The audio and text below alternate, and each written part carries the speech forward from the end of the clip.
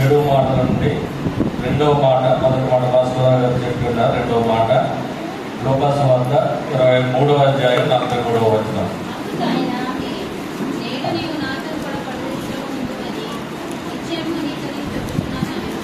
మంచిది. అందుకు ఆయన, నేడు నీవు నాతో కూడా పరదేశంలో ఉండవని నిశ్చయముగా నీతో చెప్పుతున్నాను. నేను ఎవరితో చెప్పారంటే ఆయనతో కూడా 2 బందిపోటు దొంగలను ఆ యొక్క రోమ సామ్రాజ్యం వారు సిలువ వేయబడినట్టుగా చూస్తూ ఉన్నాం. అయితే ఈ యొక్క రోమ సామ్రాజ్యంలో సిలువ వేయటం అనేది ఏమి కొత్త ఏమి కాదు. వారు ఎప్పుడు కూడా సిలువ వేస్తూ అక్కడ ఆ యొక్క రోమ ప్రభుత్వం చెరసాలలో ఉన్న నిందితుల్లో ఒక్కొక్క పరీక్షించి ఆ యొక్క సిలువ మరణానికి అప్పగించడం అనేది అక్కడ ఉన్న పరిస్థితులు. అయితే ఈ యొక్క యేసును సిలువ వేయబడినప్పుడు వారితో కూడా ఆ యొక్క చెరసాలలో 2 దొంగలు కూడి ఉన్నారు.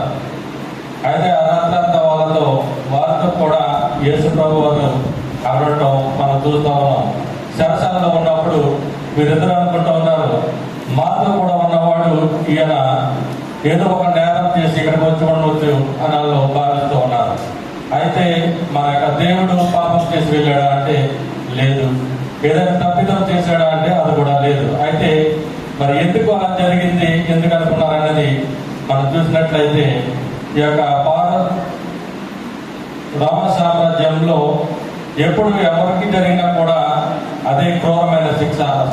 రోమ సామ్రాజ్యం అంతటి కూడా ఎవరు పాపం చేసినా కూడా ఆ యొక్క శిలువ మరణం పొందడం అనేది కంపల్సరీగా జరుగుతూ ఉంది. అయితే యేసు ప్రభు వారికి ఒకరికి మాత్రమే సిలువ వేయలేదు. గత కాలంలో కూడా యేసు ప్రభు వారు ఆ యొక్క సిలువకు వెళ్ళకముందు కూడా అనేక మందికి రోమ ప్రభుత్వం వారు సిలువ వేశారు. అయితే వీరిద్దరు కూడా తప్పు చేసి ఉన్నారు. బందిపోటులు, అలాగే అనేక పాపములు చేసి ఉన్నారు. క్రూరులు వీరిద్దరు కూడా దేవుని తెలిసిన వారు కాదు. అయితే వీరిద్దరికి ఆ యొక్క మరణము తగును. అయితే మన క్రీస్తు మరణము తగున అంటే కాదు. ఎందుకంటే ఆయన లోకరక్షకుడిగా ఉన్నాడు.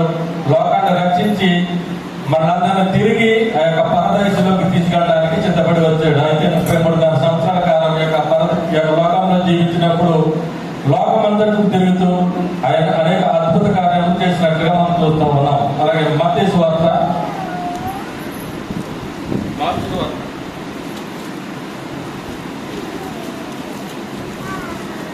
మార్కు సువార్త 15వ అధ్యాయం 32వ వచనం.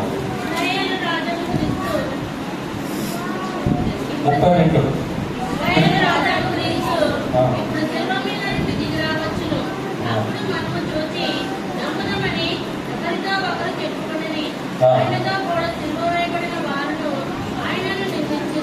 చదువుతుంది. క్రీస్తు అప్పుడు రక్షించుకోలేదు.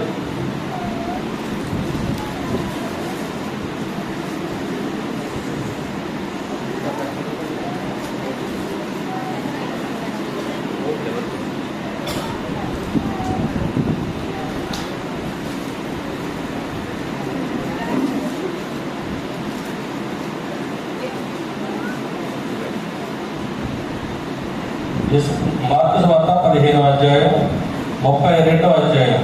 ఇశ్రాయేలు రాజు క్రీస్తు ఇప్పుడు శిలువ మీద నుండి దిగి రావచ్చును. అప్పుడు మనము చూసి నమ్ముదు అని ఒకరితో ఒకరు చెప్పుకునేది. ఆయనతో కూడా శిలువ వేయబడిన వారు ఆయనను నిందించినాడు. అంటే ఈ శిలువ వేయబడిన వారు అంటా ఉన్నారంట, ఆయన నిజమైన దేవుడు అయితే, నిజమైన రక్షకుడు అయితే ఆయన చూసి ఆయన రక్షించుకుంటే మనం కూడా అప్పుడు చూద్దాం, ఆయన రక్షణలో పోద్దామని చెప్పేసి నమ్ముదామని ఒకరితో ఒకరు చెప్పుకున్నారట. ఆయనతో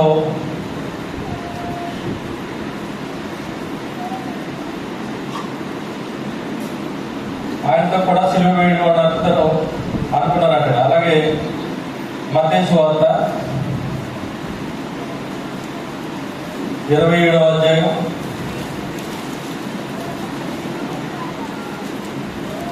38 నుంచి చదువుకుందాం. మరియు ఒక చదువుతున్నాను. మరియు కుడివైపున ఒకడును ఎడమ వైపున ఒకడును ఇద్దరు బందిపోటు దొంగలు ఆయనతో కూడా సిలువ వేయబడింది. ఆ మార్గమును వెళ్తున్న వారు తలలు చూసి దేవాలయంలో పడగొట్టి మూడు దినములలో కట్టుకోడా నిన్ను నువ్వు రక్షించుకుని నీవు దేవుడి కుమారుడు అయితే శిలువ మీద నుండి దిగుమని చెప్పారు. అయితే దేవుడిని అంటా ఉన్నారు. ఈ కుడి వైపునున్న దొంగ ఎడమ వైపున్న దొంగ వీరిరువురు కూడా ఏమంటున్నారంటే 3 రోజులలో 3 దినములలో దేవాలయం పడగొట్టు కట్టువాడ నిన్ను నువ్వు రక్షించుకుని నీ దేవుడు కుమారుడు అయితే శిలువ మీద నుండి దిగమని చెప్పి ఆయనను దూషించారంట. ఆ యొక్క శిలువ వేయబడిన యేసుక్రీస్తు అంటూ ఉన్నారు ఇరువురు కూడా. అయితే వీరిద్దరూ కూడా అప్పటి వరకు రక్షణ లేదు, అయితే దేవుడు అంటే ఏంటో తెలియదు, వీళ్ళు కూడా సరసలో ఆయనతో కలిసి ఉన్నారు. కానీ ఈ యొక్క దేవుని యొక్క సంగతి ఏంటంటే వాళ్ళకి తెలియదు అన్నట్టుగా మనం చూస్తా ఉన్నాం.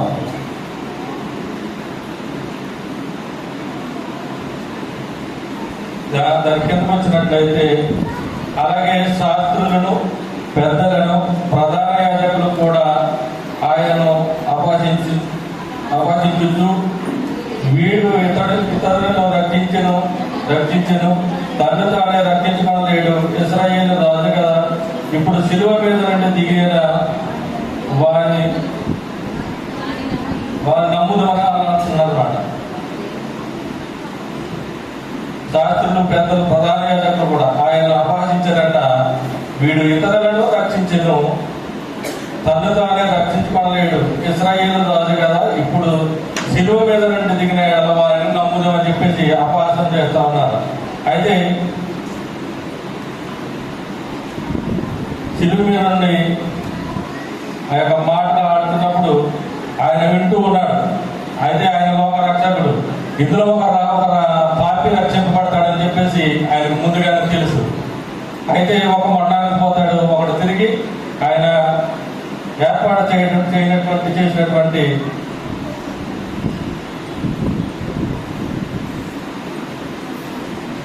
ఆయన యొక్క పరదేశంలోకి ఉంటాడని చెప్పేసి ఆయన తెలుసు. అలాగే లోకాసు వార్త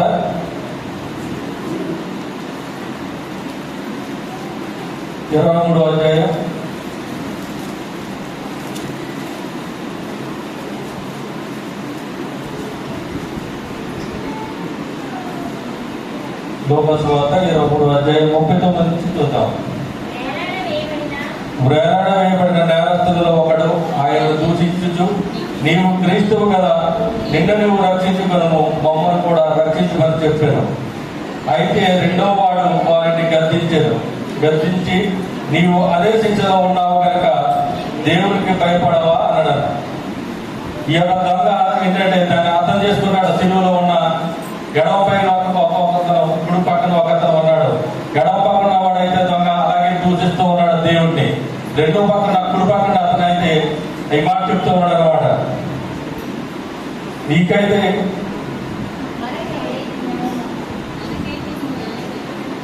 మనకైతే ఇది న్యాయమే, మనం చేసిన వాటిని తగిన ఫలము పొందుతున్నాము, కానీ ఈయన ఏ తప్పిదము చేయలేదని చెప్పాడంట. రెండో దొంగ చెప్తా ఉన్నాడు, కుడి పక్కన ఉన్న దొంగ ఎడమ పక్కన దొంగగా చెప్తా ఉన్నాడు, మనకి ఇది తగులు, ఎందుకంటే మనం పాపములు చేసామనే క్రూరమైన పనులు చేసాం, బందిపోటు దొంగలుగా ఉన్నాం. అయితే ఇది ఏ పాపములు చేయలేదు కనుక మనకి ఈ పాపము తగినగానే ఆయనకు తగదని చెప్పినట్టుగా మనం చూస్తా ఉన్నాం.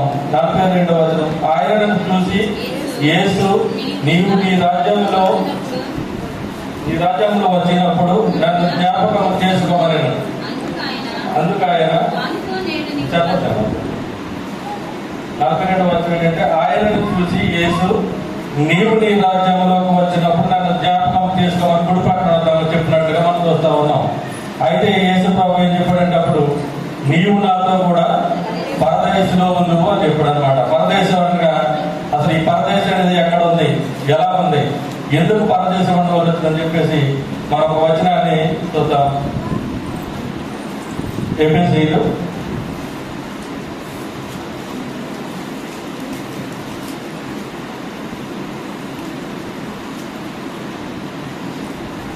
ఎఫెసీయులకు రాసిన పత్రిక 4వ అధ్యాయం 8-9 వచనాల్లో చూద్దాం. అందుచేత ఆయన ఆరంభమైనప్పుడు చెరను చెరగా పట్టుకొని పోయి మనుషులకు ఈవులను అనుగ్రహించని చెప్పబడి ఉన్నాడు. ఆరోహణమైనగా ఆయన భూమి యొక్క క్రింద భాగములకు దిగినని అర్థమని ఉన్నది కదా. అంటే యేసు యొక్క పరదేశికి తీసుకెళ్ళడానికి దొంగను ఆయన తీసుకెళ్ళడానికి ఇష్టపడ్డాడు కాబట్టి రెండవ లోకాన్ని కుడి పక్కన కూర్చున్న అతనని నీవు పరదేశంలో ఉండు కనుక అని చెప్పేసి తీసుకెళ్ళాడు. అయితే పరదేశం ఎక్కడ ఉందనగా భూమి కింద, పైన పరలోకం ఉంటే భూమి మీద మనం ఉన్నాం, భూమి కింద యొక్క పరదేశం ఉన్నట్లుగా మనం చూస్తా ఉన్నాం. అయితే ఈ పరదేశంలో చెరలో ఉన్న ఒక మాట అక్కడ ఉన్నది. చెరనగా ఈ యొక్క భూమిలో ఉన్నటువంటి అనేక మంది నీతిమంతులు, భూలోకంలో చనిపోయినటువంటి అనేక మంది నీతిమంతులను ఆయన యొక్క పరదేశంలో ఉన్న చెరలో ఆయన ఉంచినట్లుగా చూస్తూ ఉన్నాం. ఎప్పుడైతే ఈ యొక్క దొంగను ఆ యొక్క ఆత్మను రక్షించి తీసుకుని పరదేశంలోకి వెళ్ళాడంటే ఈయన మహిమ శరీరముగా వెళ్ళినట్టుగా మనం చూస్తూ ఉన్నాం. ఎందుకంటే ఈయన శరీరధారిగా 33.5 సంవత్సరాలు ఈ యొక్క భూలోకంలో జన్మించి తిరిగి అనేక శ్రమలను పొంది తిరిగి మళ్ళీ ఆ యొక్క పరదేశంలోకి వెళ్ళినప్పుడు ఒక దొంగను ఒక ఆత్మను రక్షించుకుని పరదేశంలోకి వెళ్ళాడు. ఈ ఆత్మ కంటే ముందు అనేక ఆత్మలు ఆ యొక్క పరదేశంలో ఉన్నాయి కనుక ఆ ఆత్మలన్నింటినీ కూడా ఆ యొక్క క్రీస్తు ఒకసారి అక్కడ వాళ్ళందరికీ బోధించి ఆ యొక్క ఆత్మలన్నింటినీ తిరిగి పరలోకమునికి తీసుకెళ్ళినట్టుగా మనం చూస్తూ ఉన్నాం. మన దేవుడు గొప్ప దేవుడు. ఆయన చనిపోయి 3వ దినం తిరిగి లేస్తాడన్న నమ్మకం కలిగి మనం జీవించాం. అలాగే జరిగింది.